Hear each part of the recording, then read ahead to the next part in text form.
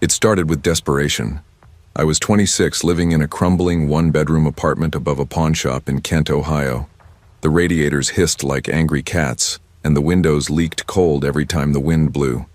I'd been laid off from my full-time job as a dispatcher for a logistics company after they outsourced to some place in Arizona. It wasn't personal. It was numbers. It always is. For 4 months, I scraped by doing odd jobs, temp work, pet sitting, selling random junk on Facebook Marketplace. I applied to at least 100 places, grocery stores, office jobs, overnight stocking gigs. Nothing stuck.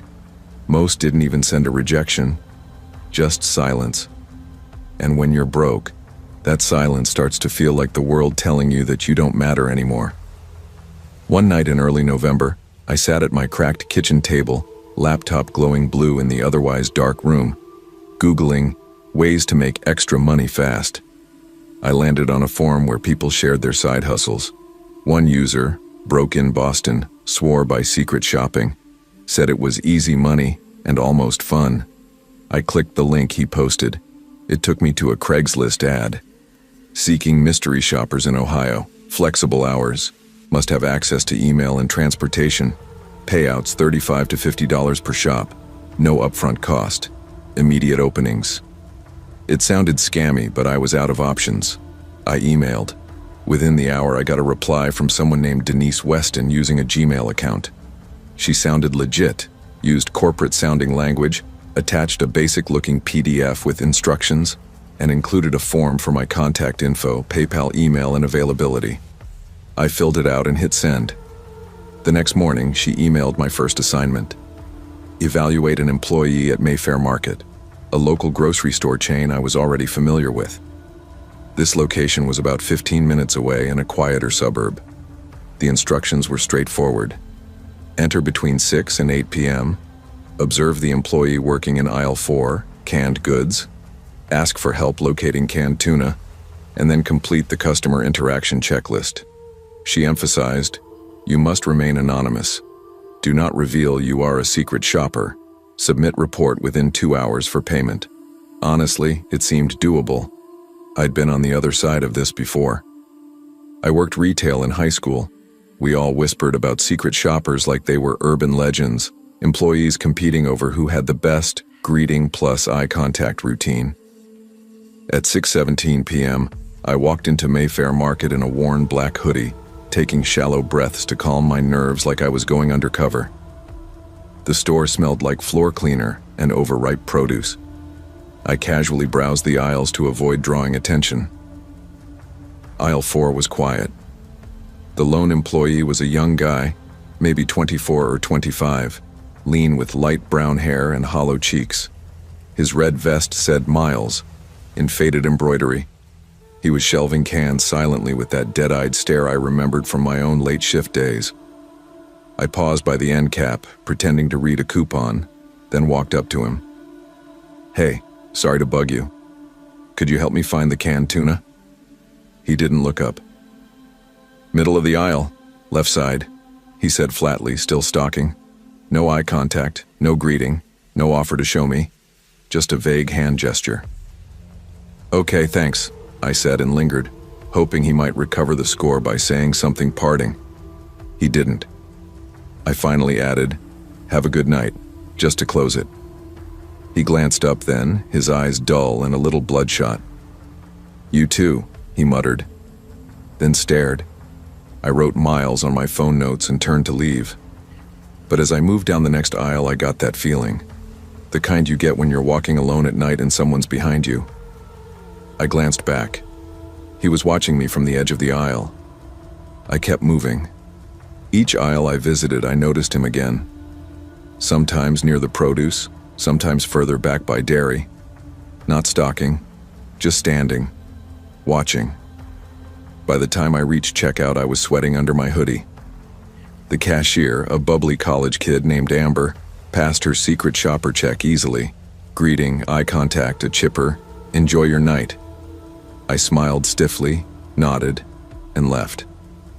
I hustled to my car, started the engine, then sat there with the dome light on, typing out my report before I forgot the details. I mentioned that Miles failed the interaction, didn't greet or offer help, and made minimal eye contact. As I typed, a shadow moved across my windshield. I froze. It was him, Miles, storming across the parking lot with heavy strides. He didn't look at my car directly, but he passed close, heading toward an old black sedan parked 3 spaces over. He got in and peeled out of the lot so fast his tires chirped. I stared after him for a while, heart in my throat. Then I drove home. By the next morning, I had a $40 PayPal deposit and another assignment in my inbox. I moved on. 3 nights later, I was at my boyfriend Jesse's place. He lived in a duplex across town, eating Chinese food on the couch and watching reruns of Whose Line Is It Anyway? His dog, Mako, was asleep at our feet, twitching as he dreamed. Around 11:40 p.m., there was a knock at the door. No, not a knock, a slam. Then another, and another. Jesse paused the TV. We stared at each other. Mako sprang up and growled low. "Who the hell?" Jesse stood, walking to the window. I followed. We peeked through the blinds, and I felt my stomach bottom out. It was Miles. Same hoodie, same haunted eyes, but worse, like he hadn't slept in days.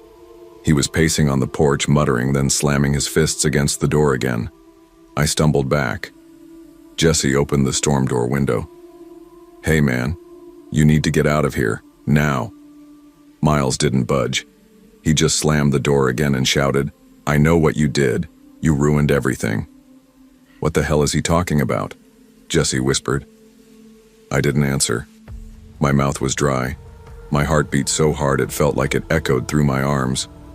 "I told you I was already on my last chance," Miles bellowed. "And you come in there, asking for fucking tuna, like you're better than me?" Jesse pulled me behind him and reached for his phone. I nodded frantically. "Call the cops."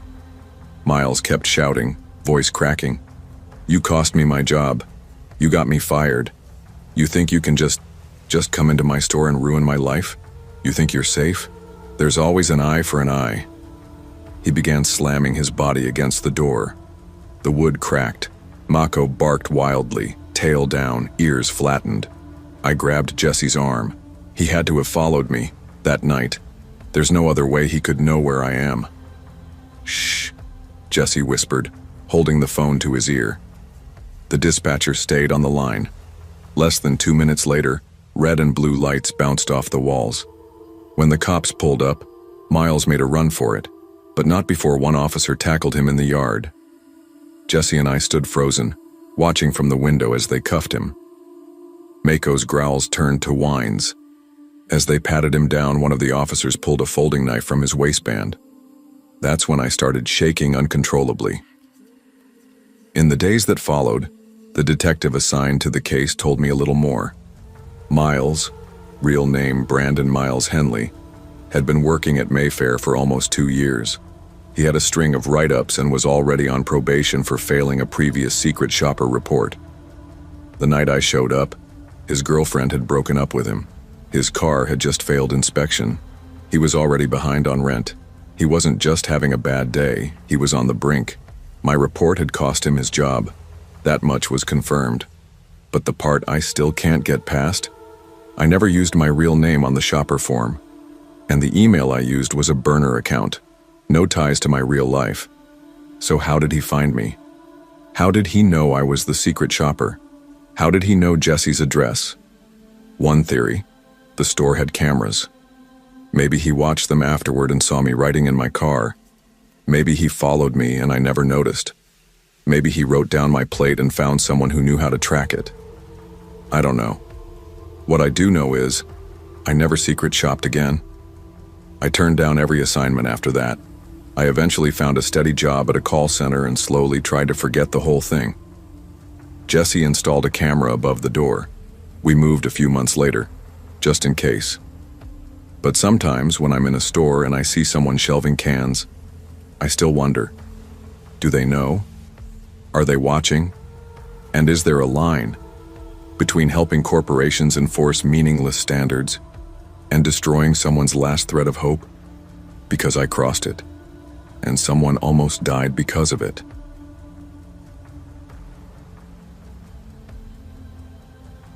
never thought I'd take a job from Craiglist. It wasn't that I was too good for it, I'd just heard too many horror stories. Sketchy meetups, no-shows, scams, or worse. But sometimes life squeezes you until all the safe options are gone. It started 3 weeks after I lost my full-time gig at the front desk of a dental clinic. They downsized. I'd been living alone in a studio apartment in East Morrow, scraping by with savings and odd gigs. The clock on my rent was ticking. When I got desperate enough, I messaged a friend, Emily, who always had a side hustle or 3 going on. She mentioned she'd done babysitting through Craigslist before. "Just vet them hard," she'd said. "Don't go in blind. Ask questions. Trust your gut." I'd babysat a lot in high school and college, and I was good at it. I figured it couldn't be that different now. It's just keeping kids safe and alive for a few hours. The first few postings I saw were either vague or shady, but then I came across one that looked normal, almost too normal. Craigslist posting, "Childcare needed, Saturday evening. Hi, looking for a sitter for our 2 boys this Saturday, ages 6 and 9, from about 5:30 p.m. to 10:30 p.m. Pretty laid-back household, just need someone responsible while we go out for an anniversary dinner. Pay is $120 for the evening. Message for address details. Thanks, Chloe M." Something about the post felt safe, simple. The tone was casual. The rate was generous but not suspicious. I replied. Chloe messaged me back an hour later with the address and a brief note. "Thanks so much for replying. My husband and I will leave just after 5:30. Boys are Isaac and Dylan. Super easy. They've got dinner already. Just TV, games, maybe reading before bed. Should be a quiet night." We exchanged a few more messages. She seemed normal, even friendly. Signed off with a smiley face. It almost made me feel silly for being cautious. Still, I did my due diligence. I Googled the address, 1585 Brookfield Lane. It was in a cul-de-sac just outside town, near some older neighborhoods, but not far enough to raise alarms. I messaged Emily with the details, just in case. "Text me when you get there," she said, "and if anything feels off, leave." It was a dry Saturday when I pulled up the cracked driveway at 5:18 p.m. The house was modest, a single story with flaking blue paint and overgrown shrubs. A wind chime clinked under the porch awning. The porch light was already on even though the sun was still up. Something about it gave me a weird pinch in the chest. Not fear, just a tightness. I knocked. No answer. I tried again, this time hearing shuffling behind the door. When it finally opened, a man stood there. Late 50s, maybe 60. Tall, skinny, with thinning gray hair and a long, patchy beard. He wore a t-shirt with faded letters and jeans with paint stains. He squinted at me like he couldn't see well. "You the babysitter?" "Yeah, Chloe messaged me. Said to be here at 5:30. Right, he said, scratching his head. "She just ran out with the boys for snacks or something. You can come on in, though. She'll be back in 5. The way he looked at me made my spine tighten, but I didn't want to jump to conclusions. I stepped inside. The house smelled like dust and old cooking oil. The front room was cluttered with boxes, newspaper stacks, and a single recliner. The air was thick, stale. "Sorry for the mess," he said, closing the door behind me. The lock clicked.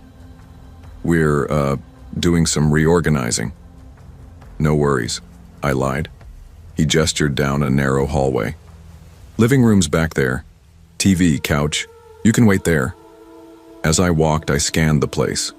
No toys, no kids' drawings, no backpacks, no photos of children. Just muted beige walls, framed generic art, and dust. I sat down on a worn brown couch. My phone buzzed. Emily. "You good?" I typed. Weird vibe, but okay so far. Chloe not here yet, just the husband. He passed by the hallway again, muttering something under his breath. He was pacing. Every now and then he'd peek into the living room and say something like, "She should have been back by now," or "Sorry about this, just bad timing." The whole thing started to feel like a performance. At 5:45, I stood up. "I think I might just head out," I said, trying to sound casual. He looked alarmed. Wait, no. She's probably downstairs. I didn't hear the front door earlier, so maybe she came in through the side." He pointed to a door I hadn't noticed, one tucked in the kitchen, half hidden behind a curtain. "She goes down there sometimes with the boys. Craft stuff, art. She's probably waiting for you." The house had gone very quiet. I walked to the door and opened it. The basement was pitch black. A cold, earthy smell hit my nose. Mold, dust, and something metallic. Like rust. I stood frozen. "Go on," he said, voice too cheerful. "They're probably just setting up." I didn't move. My stomach flipped. "Actually, I just got a text. I think my ride's here early. I gotta go. I'm so sorry. Maybe we can reschedule." I turned and bolted toward the front door. Locked. He was still behind me. "Hang on a sec," he said, voice turning dry. "You haven't even met the kids." I fumbled with the deadbolt, heart pounding. Click. It opened. I didn't look back. I flew down the porch steps across the lawn to my car. My hands shook as I unlocked it. Behind me, I heard him yelling something. A name, a phrase. It didn't matter. I slammed the door shut and tore out of the driveway. My rearview mirror showed him standing in the front yard, hands in fists. I drove until I hit a grocery store parking lot 10 minutes away. Parked, cried, called Emily. She picked up on the first ring. "What happened?" I told her everything. "Call the cops," she said.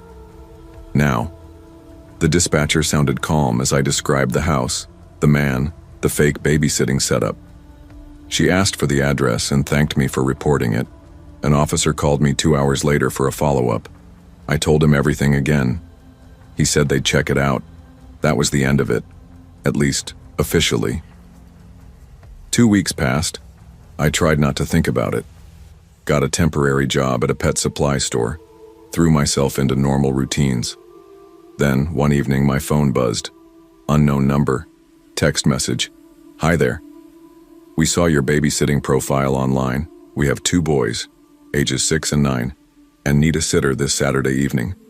$120 for the night. Let us know if you're available. Chloe M." Same phrasing. Same pay, different number. No way to trace the profile. I'd never even made a public profile. I blocked the number. 2 days later, another message came. Different number again. "Hey, found your ad. Looking for a sitter near Brookfield area. 2 boys. Easy night. Let us know if you're free. Tom and Chloe." The next day I changed my phone number.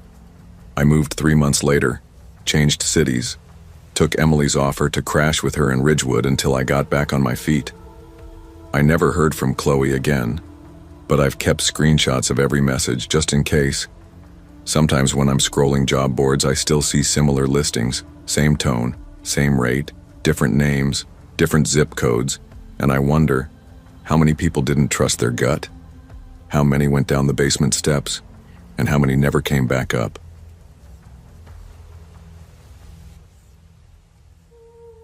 It started with a pretty ordinary listing. I had just decided to sell my 2006 Honda CR-V. It wasn't a luxury ride or anything, but it was reliable, clean title, no major mechanical issues, and still had decent life left even with the 200,000 miles on it. The paint was a little faded on the hood, and the AC sometimes made a weird rattling noise when it kicked on, but nothing major. I'd taken care of it for years. Oil changes, tire rotations, brake pads, always on schedule. I'd just upgraded to a newer car a few weeks before and didn't want the old one sitting around collecting dust, so I figured I'd list it on Craigslist. That's where I'd bought it years ago, and I'd had mostly good experiences using the site before. People always say it's sketchy, but if you're cautious, it's fine. Or so I thought. I took about 10 pictures. Interior, exterior, odometer, even under the hood. Then I wrote up a simple but honest ad. I priced it reasonably at $2,800. Nothing suspicious, nothing too cheap. Just fair. The ad went up on a Thursday afternoon. Crickets for the rest of the day. But the next morning, around 10:30 a.m., I got a text from an unknown number. "Hey, saw your ad for the CRV. My name's Tony. I've been looking for one of these. Still available?" I replied, "Yep, still have it. Want to come take a look?" He responded almost immediately. "Yes, I can come by tomorrow night after work around 8:30 or 9. That okay?" I paused for a second. It wasn't unusual for people to come late, especially if they worked odd shifts. Still, something about a stranger coming that late made me hesitate. But I lived in a decent-sized apartment complex on the edge of West Grove, a quiet suburb. My car was already parked in the open lot. He wouldn't even have to come near my apartment door. I replied, "That's fine. Just meet me in the parking lot. I'll be by the car." "Cool, see you then." The ex. Nothing about it raised red flags at the time. The next day I got the car cleaned up inside, vacuumed, wiped everything down, cleared my stuff out of the glove box and center console. Around 8:15, I put on a hoodie and went downstairs to wait by the car. It was dark, but not late enough to feel creepy. There were still people walking their dogs or coming home from work. I stood near my CRV, casually scrolling on my phone while glancing at every car that pulled in.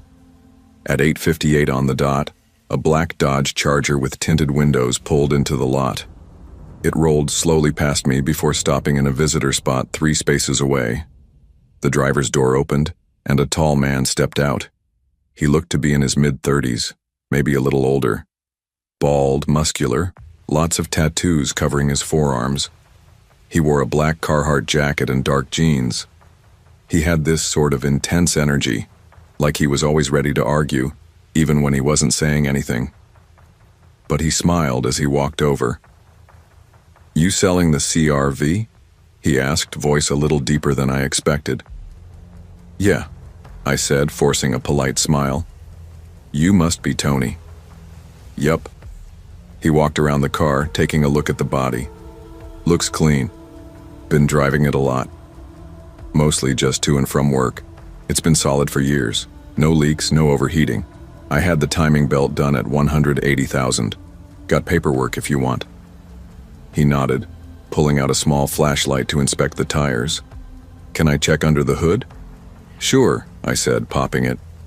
We went through the usual motions. He asked a few normal questions. Didn't seem like a car guy, but enough to pass for someone interested. "Mind if I take it for a quick spin?" he asked. "I'll need to come with you," I said automatically. "Just company policy." I tried to laugh, but he didn't. Tony grinned, but there was no warmth behind it. "No problem." We got in. I directed him around the block, then down the main road where he tested the acceleration. It wasn't a long drive, maybe 10 minutes, but it felt longer with the silence. He didn't talk much, just stared ahead with a clenched jaw. "I like it," he said finally. "Feels solid." When we got back, he pulled into the same parking spot as before. I stepped out, hopeful. "So, what do you think?" I asked. He looked at me for a beat. "Yeah, I'll think about it," he said, tone flat. I blinked. "Oh, okay, sure." And then casually he asked, "Hey, mind if I use your bathroom real quick before I go?" That moment froze in time. It was like a needle drop in a movie. Every instinct in me tightened at once. Yeah, I'd rather not," I said, keeping my tone even. "Nothing personal, I just don't let strangers into my place." Tony didn't respond at first. He just looked at me, hard. His smile faded. There was an awkward silence. Then he nodded slowly. "All right, no worries." I gave a small wave and turned to walk away. I didn't head to the nearest side door like I normally would. Instead, I circled the building to the front entrance, just in case. When I reached the front doors, I looked back. No one was behind me. Relieved, I headed inside. The entryway was quiet. I walked to the elevator, pressed the button, and waited. When the doors opened, I stepped in, hit 3, and leaned back against the wall. It took less than 30 seconds to reach my floor. When I stepped out, I turned left toward my apartment and stopped. At the far end of the hallway, the door to the stairwell opened. Tony stepped through. At first I thought, no, hoped, it was just someone who looked like him. But I knew it wasn't, it was him. Same jacket, same walk, same unreadable stare. My blood went ice cold. I didn't say anything. I just turned around and walked, fast, in the opposite direction. I tried not to run. But then I heard it. Footsteps, fast ones, heavy, behind me. I did run then. Full sprint to the other end of the hallway. I didn't even think. I shoved open the stairwell door and bolted down the stairs, heart hammering against my chest. I could hear him behind me, closer than I wanted. Down 2 flights, then into the underground garage. The echo of our footsteps rang through the concrete. My breath burned. I didn't head to my car. I didn't know if I had time to unlock it. Instead, I ran to the next stairwell, slammed the door behind me, and bounded up to the ground floor. When I burst through the exit door on the side of the building, cold air hit my face. I ran, across the lot, to my CRV. Hands shaking, I unlocked it, jumped in, locked the doors, and turned the key. The engine started. I peeled out of the lot and called 911. The dispatcher kept me on the line as I circled the nearby blocks. I explained what happened, described Tony, his car, everything. 5 minutes later, I saw flashing lights back at the complex. I returned slowly and parked on the street. Tony's Charger was still there. Officers found him trying to force open the patio door of a first-floor apartment. He had no tools, no friends, no money on him, no actual interest in buying a car. That night, I realized how close I'd come to letting something terrible happen. He hadn't planned to buy anything. That car ad was just bait. He wanted an address, a face, and a window of time. I deleted the Craigslist ad that night, never used the site again, and now, whenever I sell anything online, I meet people in the police department parking lot. No exceptions.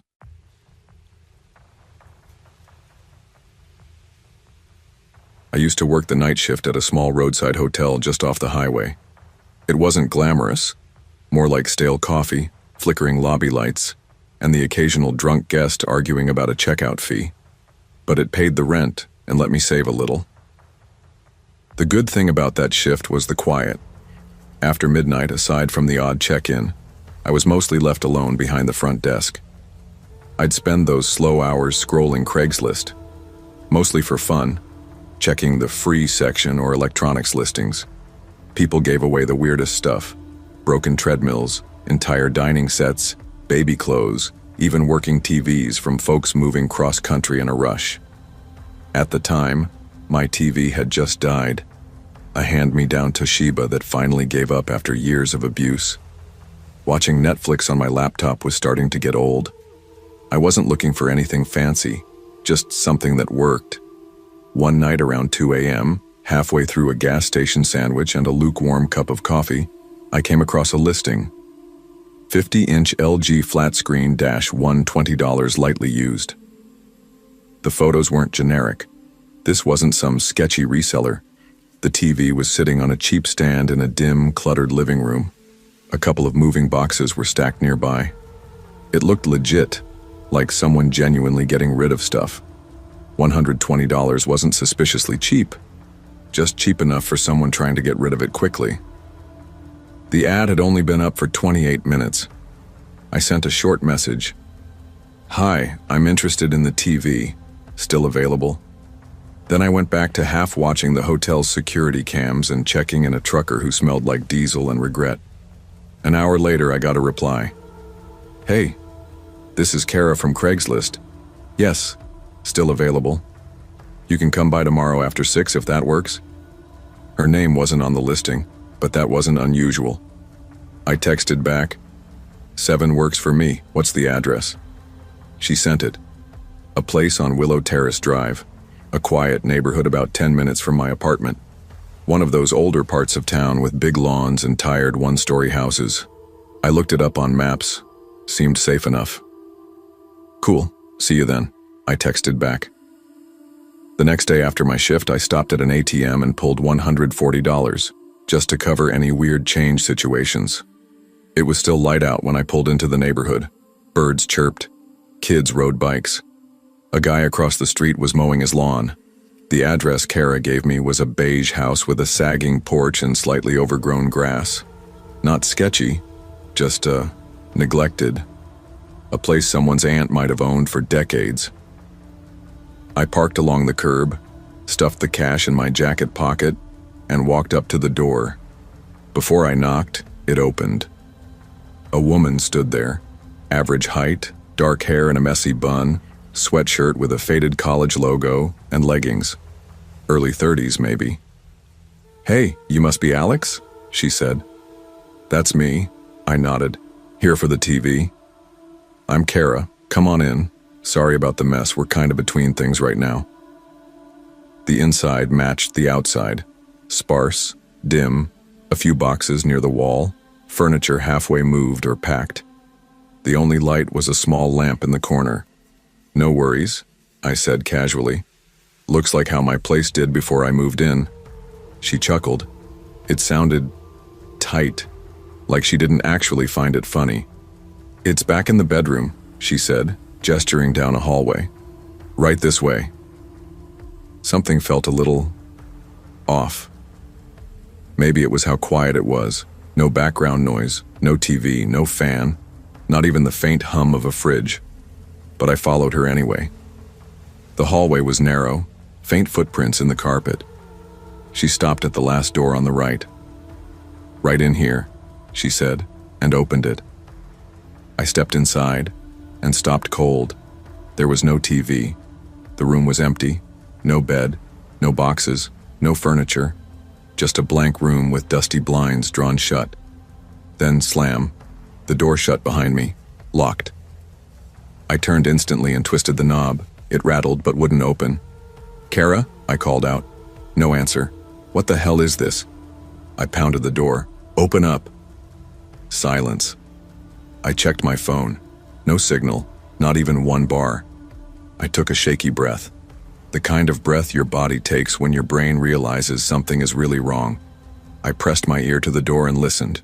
Voices, muffled, 2 of them. Kara and a man. I hadn't heard him until now. "Let me out," I yelled. "I'm calling the cops." No reply. I crossed to the window.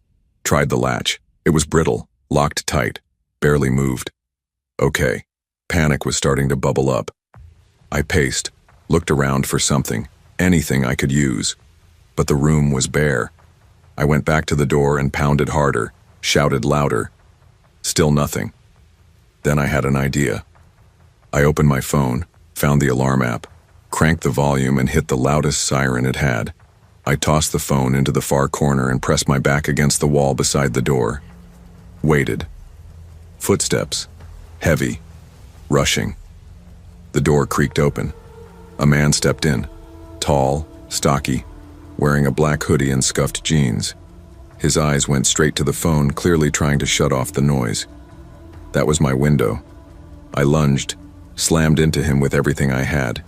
His shoulder clipped mine, but I was through before he could grab me. The hallway was a blur. Kara stepped out from the living room, eyes wide. She reached for me. I ducked, nearly slipping over a box. I didn't stop. Out the door, across the porch, keys already in my hand. I hit unlock as I ran, yanked open the car door, threw myself in, slammed it shut, locked it, and started the engine. They were on the porch by then. I didn't look back. I peeled out, tires screeching. Didn't stop until I hit a gas station 3 blocks away. I ran inside and told the cashier, "Call the cops, please. Someone just tried to trap me." The police took my statement. I gave them Kara's number, the address, the ad info. When they drove me back to the house, empty, lights off, curtains drawn, no sign of anyone. A neighbor poked their head out and told the cops the house was supposed to be vacant. Owner was out of town on a business trip. "They've been gone all week," the neighbor said. "Nobody's supposed to be in there." Craiglist ad. Deleted. Kara's number? Disconnected. My phone, still somewhere in that house, was gone too. The officer told me it wasn't the first time they'd seen setups like that. People lure you in with a sale. Sometimes it's a robbery, sometimes it's worse. They never caught Kara, or the guy. I bought a used TV from a pawn shop the next week, and I never used Craigslist again.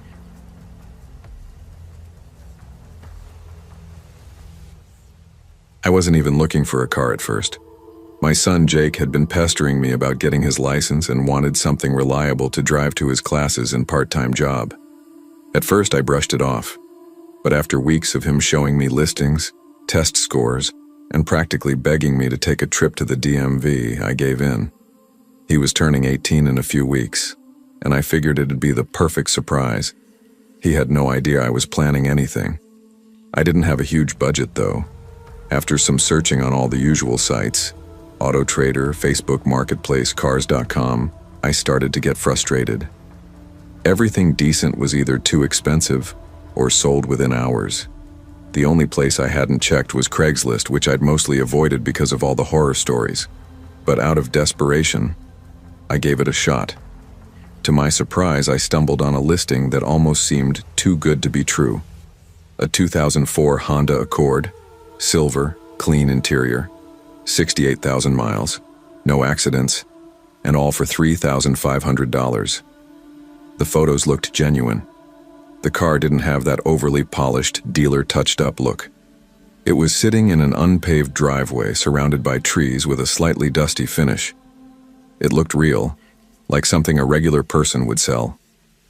The seller's name was Rick. He lived in a small town called Red Hill, about 20 minutes from me. I called him that evening. He sounded older, maybe late 50s, with a calm and polite tone. Said he was selling the car because his daughter had moved to another state and left it behind. Runs like a dream, he told me. I just had the brakes and battery replaced. No surprises. We agreed to meet the next afternoon. I told Jake I had errands to run and headed out with the cash tucked inside my jacket pocket. It was a cloudy Thursday, the sky threatening rain, and I remember how quiet the drive felt once I turned off the highway and onto a series of narrow, tree-lined roads. Red Hill was barely a dot on the map. His address led me to a long gravel driveway that wound uphill through thick brush and old oak trees. At the top sat a small single-story house with chipped paint and a sagging front porch. There was no Honda in sight, just a rusted green pickup with mismatched tires parked under a carport, but the house number matched the listing. I parked on the shoulder and walked up. The driveway crunched under my boots, and I noticed the silence. No birds, no wind, just the faint hum of my engine cooling down behind me. The front door had a knocker shaped like a lion's head, but no doorbell. I knocked once, then twice. No answer. I waited. 5 minutes went by. I knocked again, louder. Still nothing. I tried calling Rick's number, and that's when I heard the ringtone, faint and tinny, coming from inside the house. That was when something started to feel wrong. I walked over to the window beside the porch, cupping my hands to the glass. Inside it was dark. The curtains were pulled halfway, but I could make out part of the living room. There were stacks of newspapers, old furniture covered in sheets, and what looked like a stuffed animal propped up in an armchair. Except it wasn't an animal. At first I thought it was some kind of mannequin. It was wearing a hoodie, slouched over in the chair, with pale skin and glassy eyes that didn't look like plastic. I stepped back, heart starting to pound. I tried telling myself I was being paranoid. Maybe it was just a weird sculpture or a doll, but something told me not to go any closer. I walked around to the side of the house where a garage door stood half open. Inside were rows and rows of car parts, doors, bumpers, seats, all stacked and labeled. It was too organized for a junker, too clean. There was no sign of the Accord. Just as I turned to leave, I noticed another figure through the rear window of the house. This one was standing back turned, perfectly still, facing the backyard, like it had been placed there. I knocked lightly on the glass, feeling a sick sense of dread. No movement. The back door creaked open slightly from the wind, revealing a dark hallway beyond. I could hear the ringtone again, faintly, same tune, echoing from deeper inside the house. Then it stopped. I took a step back. The window blinds that I had just looked through snapped shut fast. Someone had been standing there watching me. That's when I ran. I didn't care about the money anymore. I sprinted to my car, jumped in, locked the doors, and floored it. The gravel kicked up behind me and I didn't stop until I hit the main road. Later that night, I checked the Craigslist ad again. It was gone. Rick's number? Disconnected. I reported the incident to the police, but without a plate number, without a real name. There wasn't much they could do. They said the property had been abandoned for years. The man I spoke to, whoever he was, had been using a burner phone. Jake never found out what happened. I ended up getting him a certified used Civic from a dealership instead. He was thrilled. But every so often when I'm driving alone at night, I think about that pale figure in the chair. The stillness of it. The perfectly clean parts in the garage. The phone ringing inside an empty house. And I wonder how many other people answered Rick's ad. I didn't stop driving until I hit the main road. My chest was tight, and my hands were shaking against the steering wheel. I kept checking the rearview mirror, half expecting that old pickup to come roaring down the road behind me. It never did. When I got home, I locked all the doors and sat in my car for a while, just staring at my phone. I opened Craigslist again to see if the post was still up. It was gone, completely scrubbed. No Rick, no Camry, nothing. I tried calling the number again, disconnected. That night I barely slept. I kept seeing the back of that figure in my mind, standing silently, staring out the door.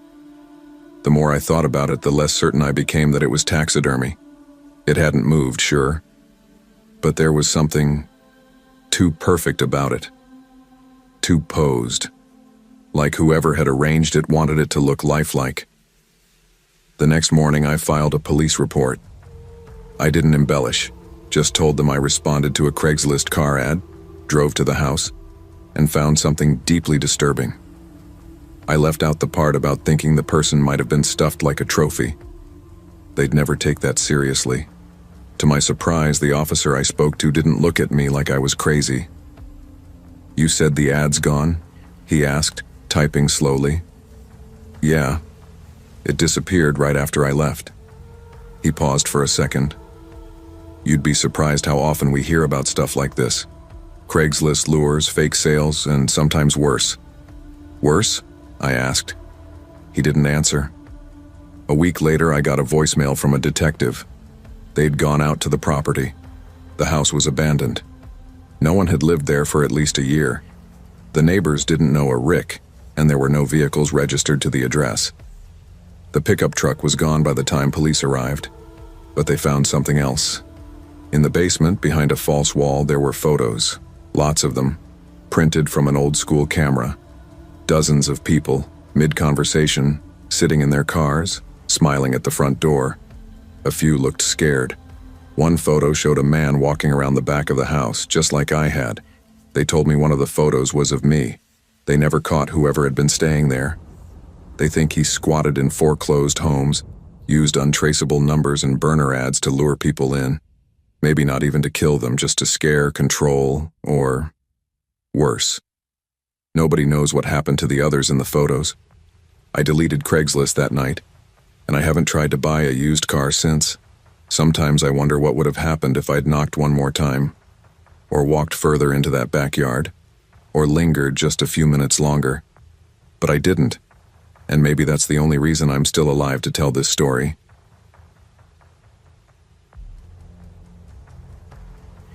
I never thought a second-hand hockey net could put my son's life in danger, but it did. And even though this happened more than 20 years ago, there are nights I still dream about that truck stop, the lights, and the sound of his scream. Let me back up. It was 2002. I lived in a quiet suburb called Brookville, Illinois, a place where people left their doors unlocked and neighbors still brought over casseroles.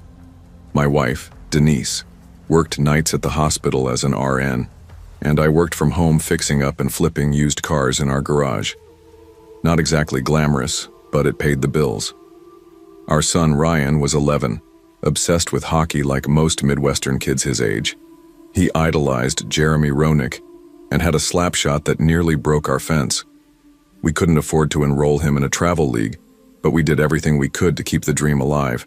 He'd rig up goals made of trash cans or tree branches, but it wasn't the same. That winter he begged me for a real net, not one of those toy ones. He wanted a full-size regulation goal. We checked local stores, but everything was too expensive, even secondhand. That's when I remembered Craiglist. Now, if you were around back then, you know Craiglist wasn't what it is today. It was basically a digital garage sale. No flashy graphics, no ads, just a plain ugly site full of listings. But if you were lucky and fast, you could score big. I once got a snowblower for free. Still works. So one night, I found it. Regulation hockey goal, slightly used, $50. Comes with puck and 2 sticks. Must pick up. Call for details. No images, just a short sentence and a phone number. I stared at the listing for a bit. My gut told me something was off. But when you're a dad watching your kid's eyes light up at the idea of something he's been dreaming of, you push the doubt down. I called the number. A man answered on the 3rd ring. Yeah? Hi, I'm calling about the hockey goal you listed. He paused, then said, Oh. Yeah, still got it. You want it? His voice was low and flat. Not creepy exactly, just emotionless. Like he didn't care either way. I do. My son's been looking for one. He didn't say anything for a second. Then, I'm up in Marylton, but I can meet halfway. Gotta be after work though. 9 or so. Marylton was a little over 2 hours north of Brookville. Meeting halfway would put us somewhere off the interstate, maybe a rest stop or a gas station. I can do that, I said. You'll bring the net? Yeah, I got a pickup. My buddy's got the sticks and puck. He'll follow me. The hairs on my neck stood up. Something about the way he said that. Detached, like he was reciting a script. But again, I pushed it down. We made a plan to meet at a rest stop off I-90 near a town called Whitfield. I told Denise I'd be back in 2 hours. Ryan begged to come. I told him no, then caved. He promised to stay in the van the whole time. That decision still haunts me. The drive was uneventful. Ryan talked about hockey the whole time, about how he'd be able to actually practice now. It made me feel good, like I was doing something right. We pulled into the rest stop around 8:50. It was quiet, just a vending area and a line of parking spaces under yellow-orange floodlights, the kind of lighting that makes everything look haunted. I parked under the brightest pole light and told Ryan to stay in the van. If anything feels weird, lock the doors, okay? He nodded and gave me a thumbs up. At exactly 9:06, a black pickup truck rolled in and stopped 10 feet in front of us. It looked old but well-maintained. Tinted windows, no license plate on the front. I got out, walking slowly. The window rolled down. A man sat inside, bald, middle-aged, maybe early 40s. He had a square jaw and mirrored sunglasses on, at night. You Steve? He asked. Yeah, I replied. My buddy's got the stuff. Should be pulling in behind me. I looked at the back of his truck. Empty. Not a net in sight. My stomach turned. Why didn't you bring it all in one truck? He shrugged. Couldn't fit. At that moment, 2 more trucks pulled into the lot. One backed in behind me, the other parked to the right. Both were older pickups. Same style, same tint, and neither had any hockey equipment. Something clicked in my brain. Not panic, instinct. I turned and yelled, Ryan, lock the doors now. He did, fast. Then the men started getting out. All of them, 6 in total. Big guys. Some looked like construction workers, others like they lived in weight rooms. They didn't say anything, just stared. The bald guy stepped out, adjusting his coat. He nodded at the guy in the truck behind mine, who started walking toward the van. My heart was pounding. Wait, I said. Here, take the money. It's all I have. I pulled out my wallet and handed over $80. The guy took it, thumbed through it, and scowled. "Where's the rest?" "That's it. That's all I brought," I said, barely able to breathe. "Please, just take it and go." He nodded again. Two guys started moving fast toward the minivan. I ran. I screamed at them not to touch my son. I remember one of them breaking the rear window with a tire iron. The sound of glass shattering mixed with Ryan's terrified scream. It broke me. And then, red and blue lights.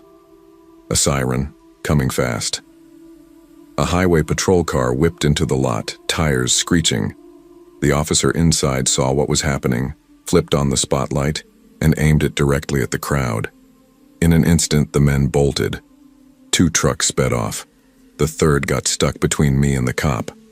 The officer jumped out, weapon drawn, yelling commands. Backup was there in less than 5 minutes. Ryan was safe, shaking, crying, but safe. The police questioned us for nearly an hour. I gave them everything I knew. Turned out the guys in the truck that got caught rolled fast. They gave up names, addresses, and even admitted this wasn't the first time they'd lured someone with fake Craigslist ads. They targeted dads who'd do anything for their kids. The police escorted us home that night. I drove, hands trembling the entire time. Ryan fell asleep holding my arm. I didn't tell Denise everything, just enough to explain the broken window and why Ryan wouldn't stop crying. A few weeks later, the detectives let me know they'd arrested 5 of the 6 men. The only one who got away was the bald guy, the one who made the call, the one who started it all. I never saw his face again. I kept using Craigslist after that, but never alone. Never at night. Never with my son. The net. We got one eventually. From a neighbor whose kid had gone off to college. Free. But every time I see a black pickup truck, I still check the back for a hockey goal.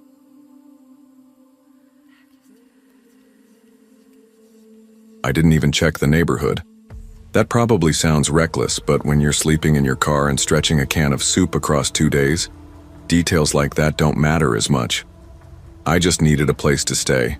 A bed, a roof, maybe a lock that worked. That Craigslist listing was like a rope thrown to a drowning person. Live-in cook needed for private estate. Meals included.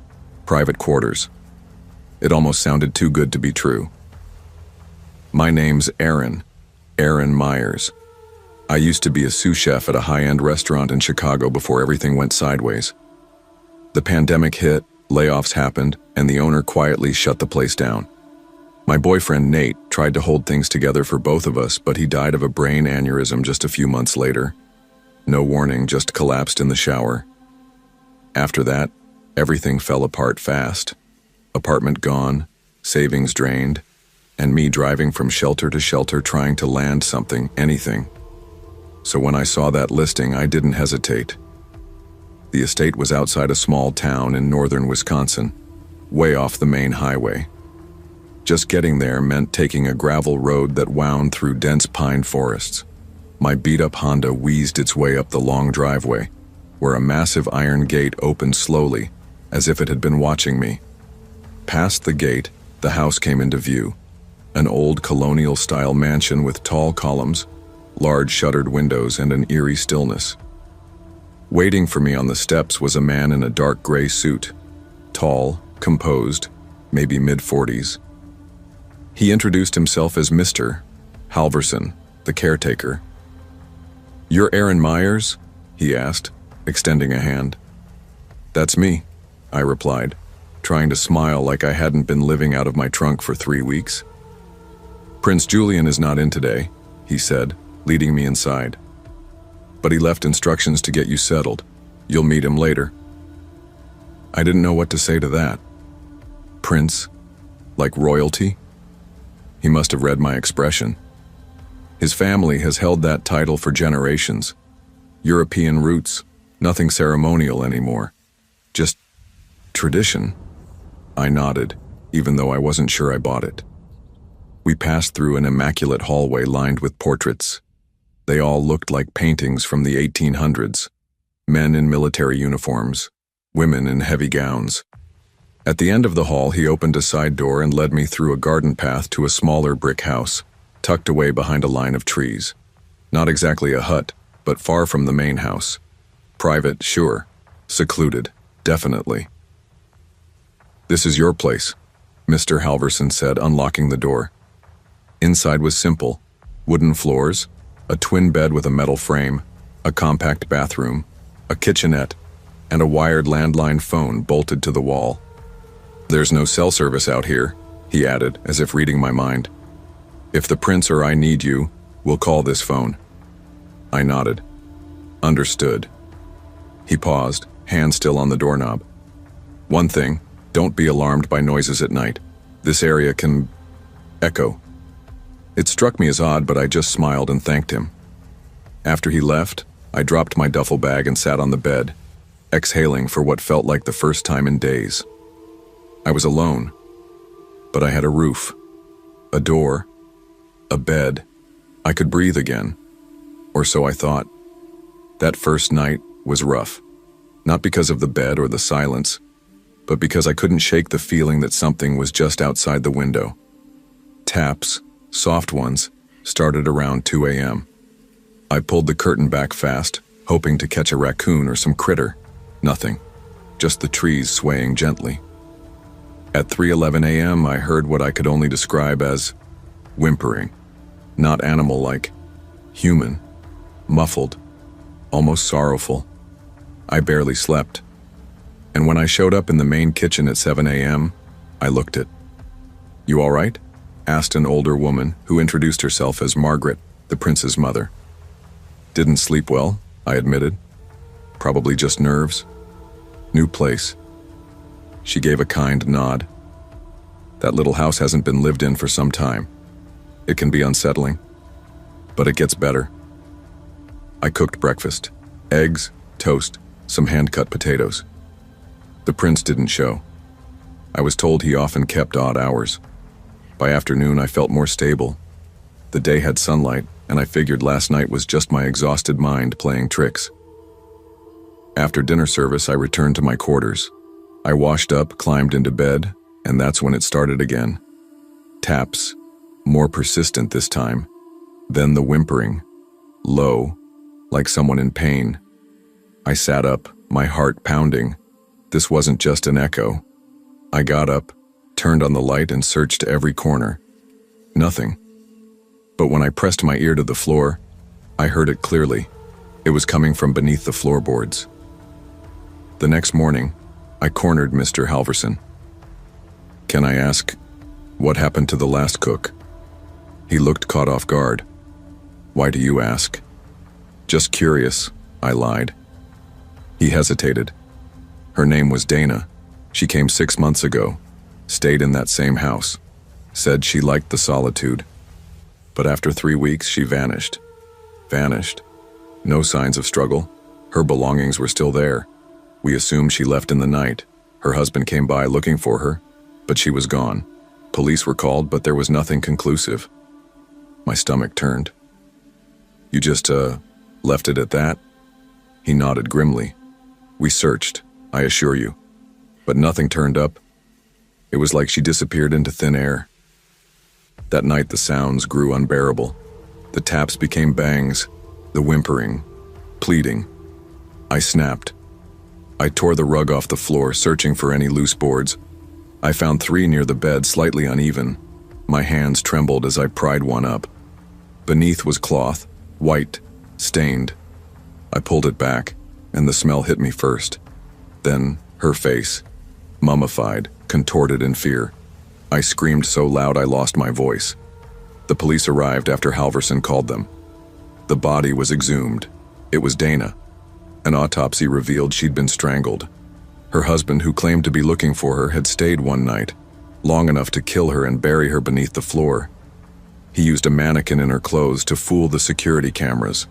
Walked out like nothing happened. They arrested him in Milwaukee. He confessed. Claimed she was planning to leave him.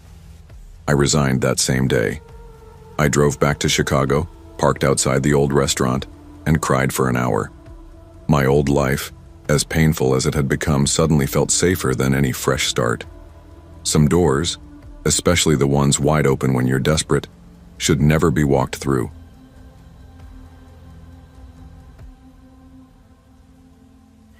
I used to sleep through most of the daylight hours, not because I was lazy or depressed, but because I worked nights. 12-hour shifts at a security job in a business park just outside of Birmingham. Monotonous work, mostly staring at cameras and doing patrols every few hours. But it paid well and kept me afloat. When you live like that, your phone becomes your alarm clock, your calendar, and your only link to the outside world. So when I woke up one afternoon to find over a dozen missed calls and a flood of text messages from my landlord, my stomach dropped. "Call me, emergency, water leak downstairs. We had to shut your water off." I groaned, rolled out of bed, and called him. He didn't waste time sugarcoating it. Apparently, there was a leak in the ceiling of the flat below me, and all signs pointed to it coming from my bathroom. Since I hadn't answered my phone all day, the water to my unit had been shut off hours ago. No water meant no coffee, no shower, and definitely no flushing the toilet. I asked if they were sending someone to fix it, and he said, "It's your flat, your responsibility. Just send me the invoice and I'll reimburse you." Right. I hung up, groggy and irritated, and started calling around. Plumbers I'd found online, people recommended on local Facebook groups, emergency numbers. Everyone was either booked, not answering, or charging ridiculous emergency call-out fees. I was close to giving up when I messaged my friend Amy. She offered to let me crash at her place if things didn't get sorted, and then she said, "Why don't you try Craiglist? Sometimes you'll find guys there who'll take quick gigs." I scoffed. Craigslist always seemed shady to me, like a digital Wild West. But I was desperate, and after scrolling through the household services section, I saw it. 38-year-old handyman. Skilled, affordable, fast response. Can do plumbing, electrical, light repairs, text or call. The ad was simple, straight to the point. No company name, just a mobile number. I hesitated, then texted him. He called me back 5 minutes later, introduced himself as Marcus. I explained the situation, and to my surprise, he said, "Yeah, no problem. I can be there in about an hour. Shouldn't take long." He sounded friendly enough, almost chipper.